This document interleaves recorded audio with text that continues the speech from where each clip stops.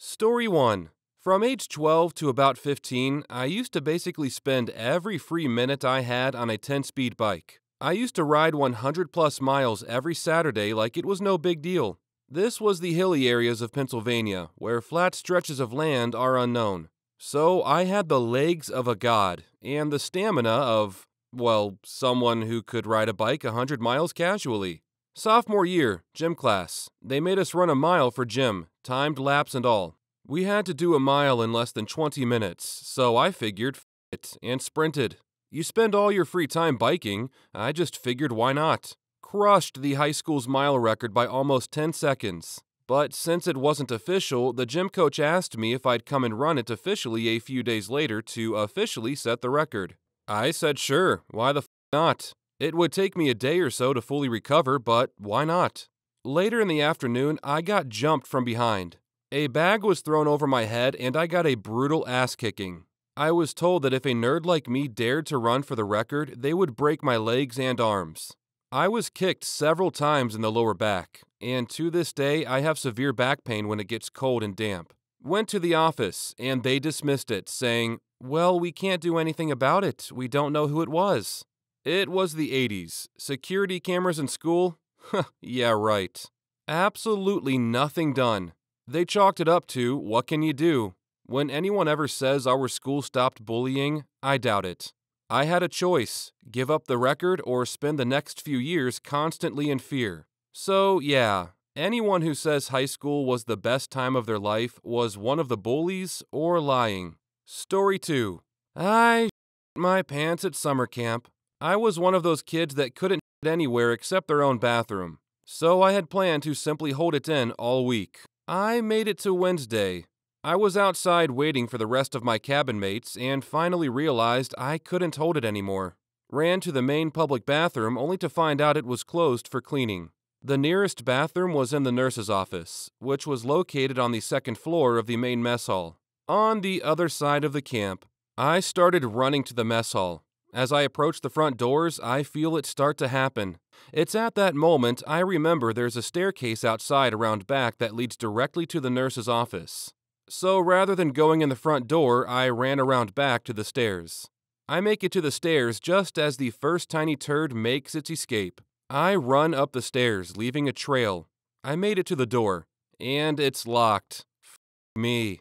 I can literally see the bathroom through the window on the door but can't get inside.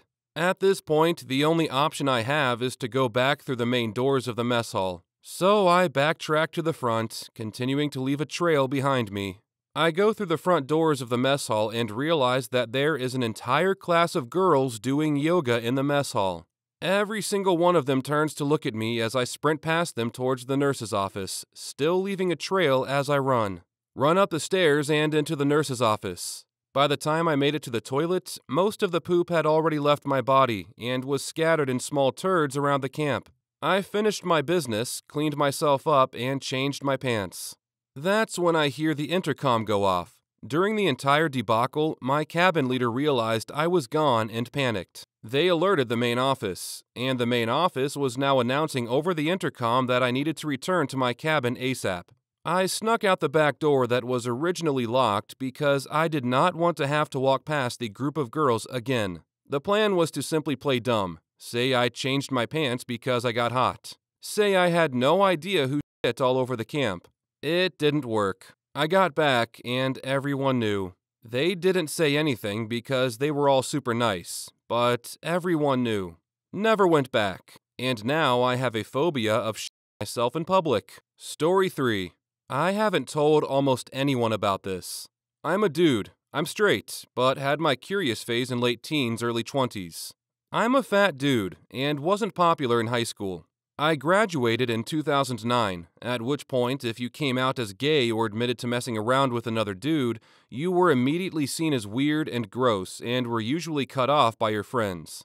I was really good friends with one of the most popular dudes in school, and he and I had a gay relationship going on for a few years. Probably about 6 in total. Never kissed or anything because it was purely sexual and nothing more. I'm still friends with him and he's been a really cool dude, and we won't do that stuff anymore. but it just goes to show people that even the most popular dudes can have some crazy secrets. Also, I've got another one. I was squatting in my friend's grandparents' house for about 3 weeks. I lived in their basement, which they rarely went into, unless it was to do laundry, at which point I'd hide behind some boxes they had in the corner. I would usually poop in a bucket and then put the bucket in the bulkhead. For those who don't know what a bulkhead is, it's a staircase that leads out of a basement and up to some big metal doors. Until I could get rid of it. I had somehow misplaced the bucket and had to poop really bad and had no idea what to do. There was no way I could sneak out without getting caught. I ended up having the runs and pooped in a small trash can I found. The issue was that the bulkhead doors were completely locked and I couldn't get the door open. So I was stuck with a very stinky trash can. I had to get rid of it, and I could only think of one way to do so. So I dumped the poop in the washer, turned it on, and ran it through 2 loads. I didn't really need to be super quiet in the basement, as the area of the basement I was in was under a few spare bedrooms they had. So I pretty much used their washer as a toilet. Nothing ever came of it, and they never found out. But I felt terrible because they are genuinely good people, and I actually really care about them a lot. But I don't think I could ever tell them, as to this day they still don't know I lived in their basement for 3 weeks. Story 4. This is a weird one for me. I was molested as a child, think kindergarten age, by a local teenager, and I didn't tell anyone at the time. He repeated this behavior with some girls a few years younger than me, as they also came into kindergarten age, and he was also briefly in trouble for sexually assaulting a girl his own age.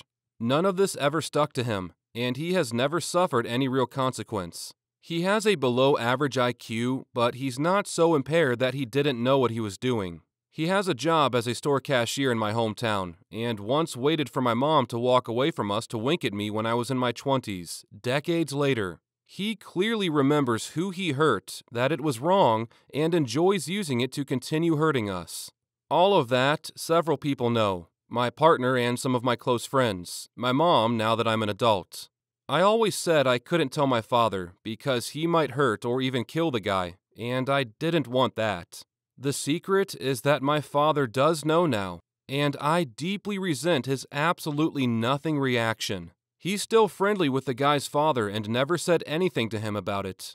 He essentially never acknowledged or referenced it again after the first conversation.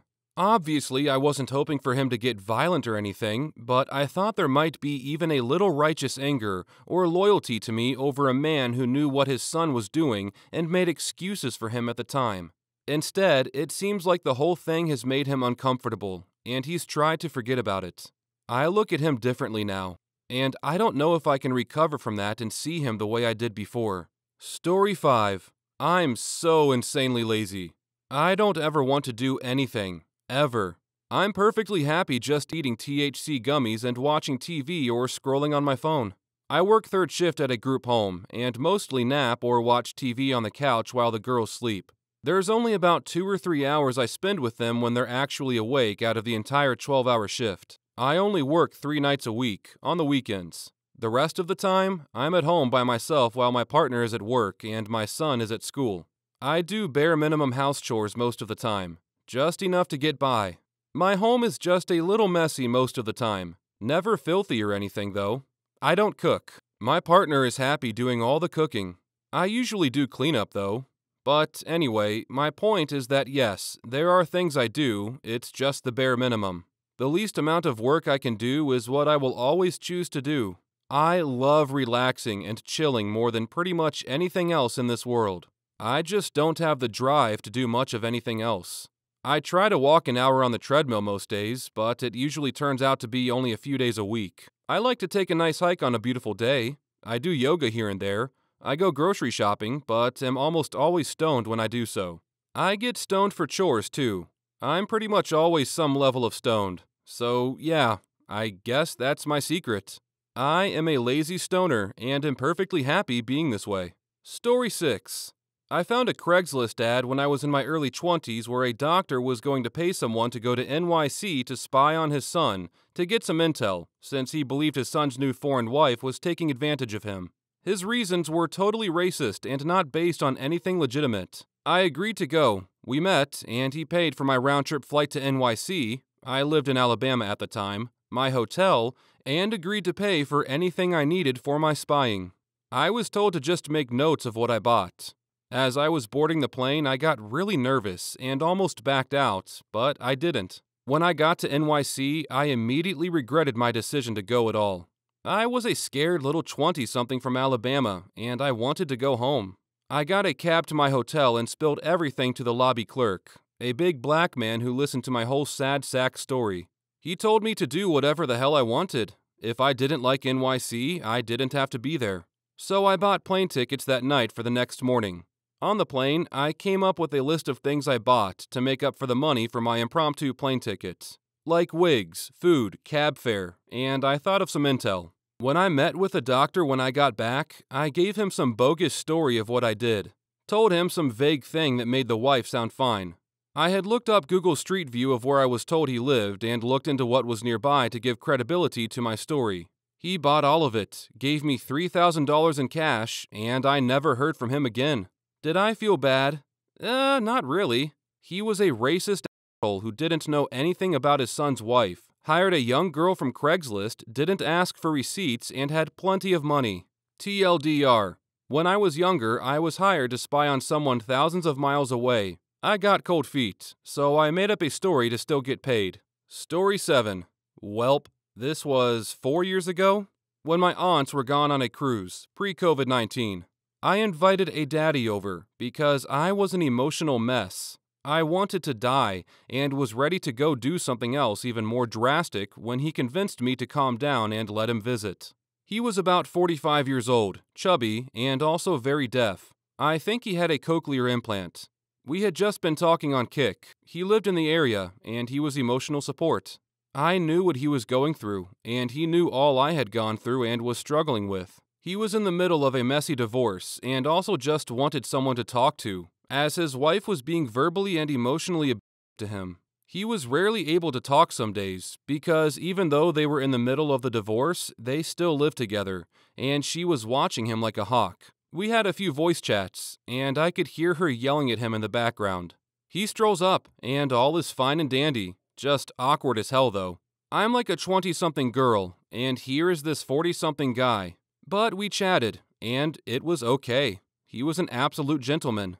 We watched a movie, Ace Ventura: Pet Detective, and cuddled. I say this because he moved over in such a fashion so he was barely in contact with me, but with a single hand resting on my shoulder, and then just chatted about work and future plans before he went home. Pretty dull story, but hey, he could have been a serial killer, or a thief, could have murdered me or robbed the house and left. Yeah. My parents would murder me if they knew. I would get called a... I think two lonely people ended up sharing an evening together. Some of you are probably going to say otherwise, though. Story 8. I'm 21. I struggle to get out of bed every day. I have a very negative view of the world and can never find any reason behind anything regular people do. I'm jealous of most of the people in my life, for one reason or another. I'm scared to do most things. I'm coming up to a year in therapy. I started going after my 21st birthday after a big fight my family had. Sometimes I feel it's working and I'm getting somewhere, but a lot of the time I don't feel like I'm getting any better. I lay in bed for 2 hours on average every morning before I get out of bed. The only reason I do get out of bed is because I've been lying there for so long that it becomes uncomfortable. I feel alone, even though I have close friends. I have nobody that I can really feel close to, though. I'm sort of just rambling. Sorry. Don't really know what I'm saying. Story 9. I was very violently assaulted by someone. It was an unprovoked attack resulting in a life-changing head and spinal injury. And they didn't get any repercussions at all due to the fact I didn't know any of the people who witnessed it to be able to provide witness statements. So I hacked their email address, found access to their iCloud account, permanently deleted everything in it, their entire life I guess, including work, study, photos, etc., then either deleted or changed passwords to everything I could find linked to the account. Then I changed the email and iCloud account passwords like 3 times. So you wouldn't be able to recover it with an old password and then delete the entire account. If you think about how many parts of your life are linked to your main email, bank, phones, bills, social media, cloud storage, etc., it's a lot. This person ruined my entire future I had planned for myself, and I live in pain every single day as a result of their actions. I did absolutely nothing to provoke it. Was told I was just unfortunate and in the wrong place at the wrong time. I don't feel guilty one bit. Story 10. I bought a guy a new car. I'm a 22 male and talking to a guy, 20 or 21 male, who I really like. He's been going through a lot, and I wanted to help him out any way possible. When he didn't have a mattress and slept on an air mattress, I saw how it affected his mental state while working doubles. So I bought him an actual mattress. When he was short on rent for a month, I was able to give him that amount to cover with no way of paying me back. I did this out of love. He had a bad breakup and I want to be there for him. We are friends, but we'll build into something stronger once we figure ourselves out. For now, I want to make sure he's good, and I love helping him out as much as I can. Regarding the car, his other one broke down on a highway, and he was upset about everything. I hated that he was going through this, and I wanted to square things away. First, I gave him rentals until we were able to find a vehicle. We then settled on a nice Bronco which he loved. I paid for it on his behalf so that he didn't have to worry about transportation and expenses. He loves it now, and I can tell he's in a much better place. I'll do it over and over again, but only for him. Story 11.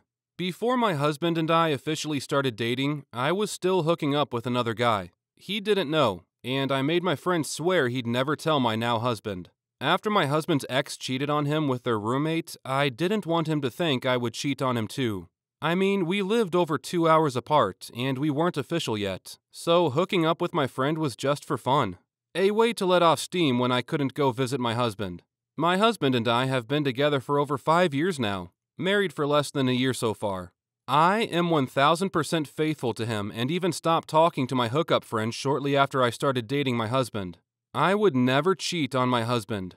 I love him way too much. He is the one for me. I had a huge crush on him in high school, and I guess those feelings never really faded, even after nearly 2 decades. Although, a couple years ago, my husband accused me of cheating with a guy from my job because we would literally go play Pokemon Go together and then get lunch while we were out and about. Pretty basic friendship stuff in my opinion. He kept bringing up that he didn't fully trust me hanging out with my coworker alone because he could tell the guy had a crush on me. It turned out that my husband was the cheater. Story 12. My husband is 18 years older than me. He's 82 and I'm 64. We both assume he will likely die before me. I'm not afraid of widowhood or of living alone. Obviously, it will be incredibly painful to lose him, but I was single and lived alone until age 52. So I'm confident about living alone.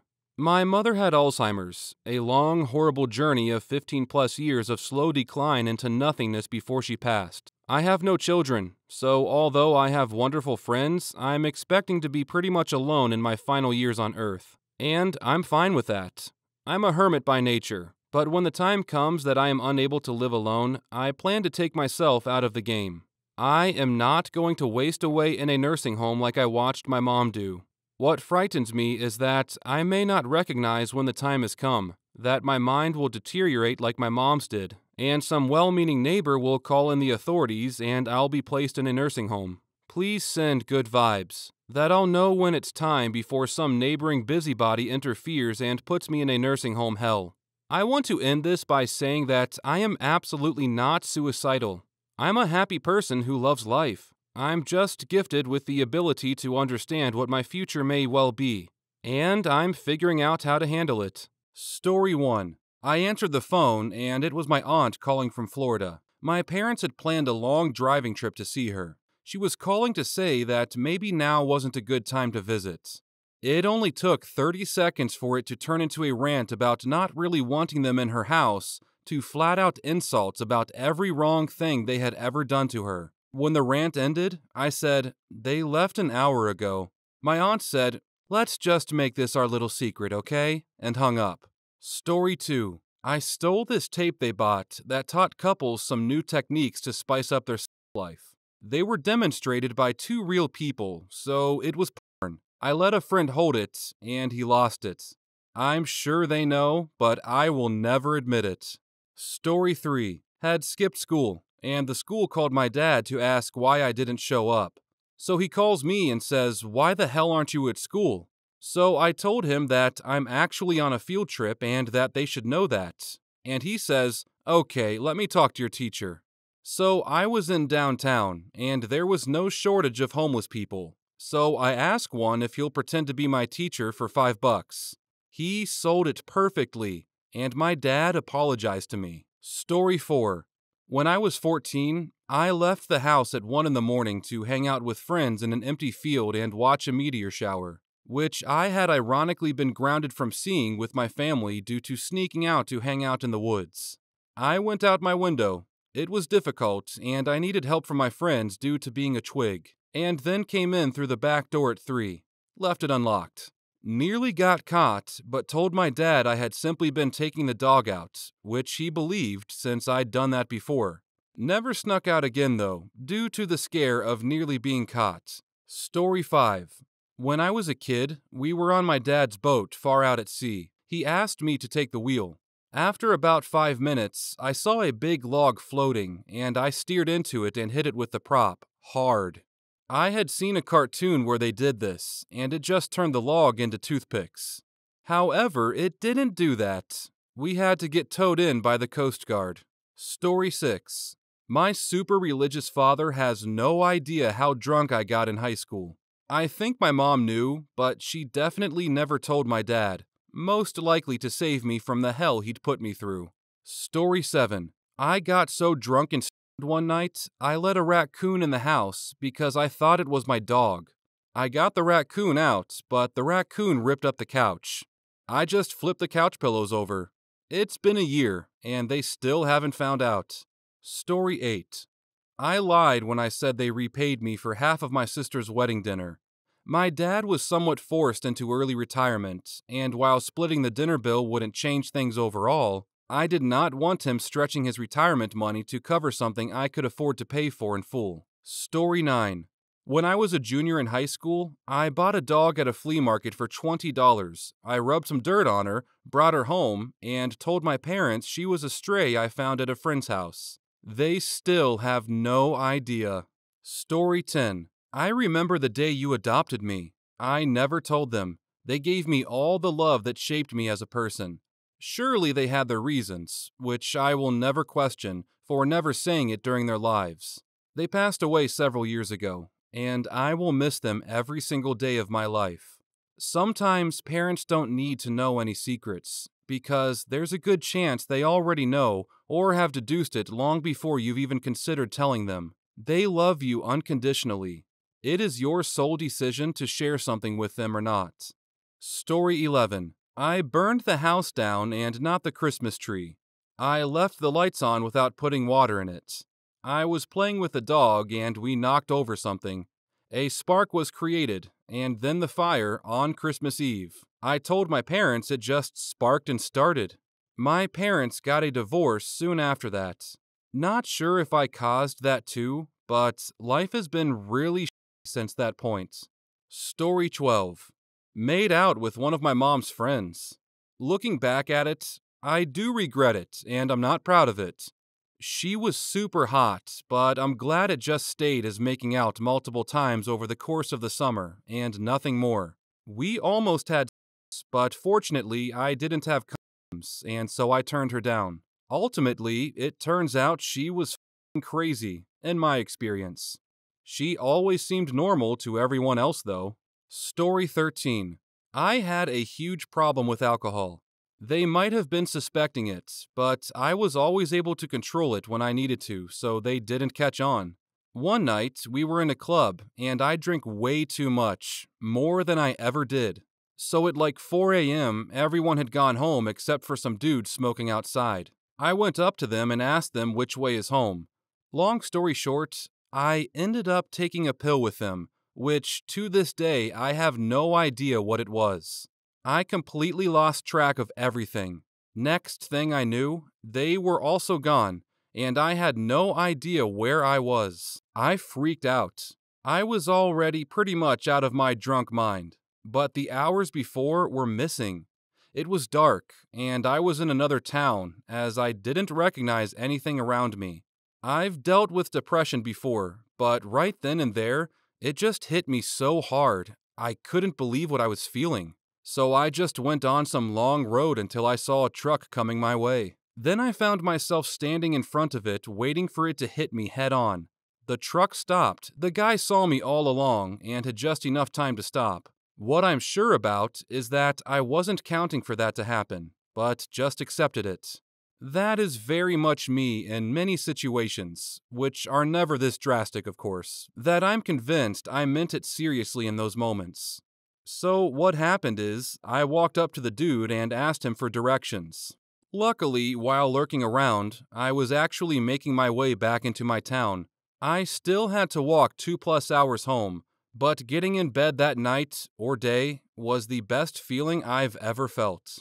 So yeah, I am not ever telling them this one. There's no telling what they gave you. Alcohol can screw with so many meds that it can take something relatively benign, like Xanax, and turn it into a monster. The severe and immediate depression that followed would make sense to me as some sort of mood elevator, but I'm not a professional, and I'm taking a wild guess. Story 14. When I was younger, maybe 10 or 11, I had been eating bagels for a week straight. They were so good. Cream cheese slathered all over. One morning, my dad said no more bagels for a few days, and I said okay. But when he went upstairs, I had a bagel. He'll never know. Story 15. When I was 10, I went on our old sailboat with my parents and sister for the weekend. When we got back, I ran ahead to the car while my parents unloaded at the dock. I fancied myself a locksmith, I guess, and decided to pick the lock on the trunk of our 1980s Caprice Classic. With a stick, I decided to unlock the trunk of the car with a stick. Well, needless to say, it didn't work, and also, I broke a stick off in the lock. So my parents get to the car, and for some reason the key doesn't work, and we have a giant pile of bags and large coolers. My dad proceeds to fiddle with the key and lock, tries to pry the trunk open, and cusses for what seems like hours. It's getting dark. Dad is still cussing. He finally manages to pry the rear of the back seat forward, and there's a tiny gap to the trunk. I'm convinced to crawl through into a pitch-black trunk and try to open it. I get in somehow. Eventually, I brace myself on my hands and knees, arch my back, push as hard as I can, and the trunk opens. We load up the trunk, tie it down with a bungee cord, and drive the 2 hours home. Dad is still cussing. I will never tell him. Story 16. When I was a teenager, I once stole a cucumber from the crisper to use as a I threw it out the window when my parents came home early. My mom was so confused that the cucumber was missing, which made me feel pretty guilty. Then, a while later, she was equally confused as to why there were cucumbers growing in her garden. She served those magic cucumbers to so many people. Family meals, church potlucks, etc. Story 17. It was me that pissed in the trash can next to the toilet, and not the dog. I was 6. They still tell the story to this day because the dog was infamous for doing crazy shit. Story 18. As I was packing my bag that I was going to take to the hotel with my soon-to-be wife on our wedding night, my dad put a bottle of champagne in it and said it was to make things go easier the first night. I just said, well, thank you, as I was surprised that he didn't seem to at least suspect that we had been having sex for over 2 years. I wasn't going to tell him then, and I never did. Story 19. That I tried every single drug I was able to get my hands on at some point in my life, except heroin. My former flatmate and I had over 100 marijuana plants in a hidden room in our building's basement, and we paid our way through college with our production. Afterwards, I did cocaine for years with the guys I worked with. My parents still congratulate me for never falling into drugs. Unlike my aunt and uncle, whose lives were destroyed by heroin. Story 20. That I suffer from ADHD and take medication and see a counselor for it, and have been doing so for the last few years. They're retired middle school teachers, but they're old school. They think that only a very small percentage of ADHD kids are diagnosed correctly, and that most of them just need good parental discipline. They're getting on in their years, not sure what kind of cognitive dissonance it would cause them to realize that one of their own children should have been treated with meds and counseling. It's really best for us all if they never find out. Story 21. I never told my dad I was twice in high school. Because the one time me and my ex almost had sex, he took off the condom and I flipped out. And me thinking I could trust my dad, I let him know in a really awkward way and he shamed me for it. Stood outside the Walgreens, handed me $100 like it was a deal, and told me to go get a plan B. He wouldn't even go inside with me since I was so scared. After that, I knew I could never trust him again. P.S. If you're a father and your daughter comes to you with something so important and scary, please, please, please be kind. Story 22. Long time ago, I chucked a pack over a prison wall for a local gang for some cash. The pack was intercepted, leaving the guys who hired me to think I'd stolen from them. Ended up with a bounty on my head. Moved to a foreign country at 17 years of age, and got stuck out there for longer than anticipated due to COVID. So yeah, they still believe it was for a massage course. Kinda like my dad. My dad was working for the mob and didn't tell his parents. They decked out his car to the max so that he could keep being their courier. Well, he turned around and raced it instead, ultimately crashing it into a boulder. The mob didn't touch people in the military, so my dad joined the Marines. His parents thought he just signed up because of Vietnam, which threw my grandpa into an absolute fit because as a World War II and Korean vet, he never wanted his kids to have that life, so his dad disowned him anyway. Oh, and Mom later divorced Dad and went out with a mob boss until he died of a heart attack. Story 23. I texted my mother's ex-boss back when I was 5 years old and asked him for an opportunity to return to her job because I didn't want her and my father to keep fighting. Her previous job was 900 kilometers away and can only go home for 2 weeks every 6 months. I deleted the message immediately, but her ex-boss responded and she took the job. I only saw my mom twice a year then, but her and my father's relationship got better. They are both now happy in retirement. Story 24. I was an only child, age 10 or so, with my mom, and I was tired of her working all the time. So one day, I took her car keys and threw them. I mean threw them into our heavily wooded backyard, so she would spend more time with me and less at work. The next day, she freaked the out, of course, and was downright distraught. She was eventually able to get a taxi to work, but I felt bad, so I went out to go find the keys I threw. Long story short, I couldn't find the keys, and she got fired from her good-paying job. We had to downgrade our house to a apartment, and she had to work crazy amounts of overtime at a grocery store, all because I threw her keys. I tried several times to tell her, but I just couldn't ever get the words out. Story 25. I was generally a really well-behaved kid, and I never got into much trouble. As a result, my parents trusted me way too much and would frequently leave to spend weekends with friends at the casino or on little trips. Most of the time, I just enjoyed having the house to just me and the dog, and played video games and watched scary movies. But one time, when I was in 9th grade, I mentioned to a friend that I had the house to myself the entire weekend. My parents had always warned me against saying that I had the house to myself around others for this exact reason. My friends convinced me to seize the opportunity, and we threw an absolute rager at the house, and invited literally everyone we knew. I was a busboy at a restaurant, and for some reason, I invited all the line cooks who were like in their 20s. Well, everyone and their brother came to my house that night. No exaggeration, probably over 60 people. The line cooks came and brought a ton of and alcohol and invited their friends once they realized we had a pool. It actually went fairly well, and I definitely gained some popularity points at school, and most of my friends and the line cooks stayed behind to help clean up before my parents came home. I told them I had some friends over, which they had said was okay as long as I told them who it was. but they could sort of tell some shit had gone down, but didn't quite know what. Eventually, my stepdad found a cooler with a red ring around the top of it that had been used for jungle juice, and he questioned me about it like an interrogator. But I held my ground. They called my friends and my friends' parents, and they didn't snitch either. I got in trouble because they knew I had some sort of get-together. But to this day, they have no idea the level of sheer havoc that took place that night. Story 26.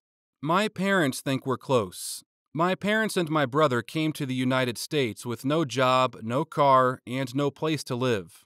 They left me in our home country less than a month after I was born. After 3 years, they came back and got me. I never bonded with them.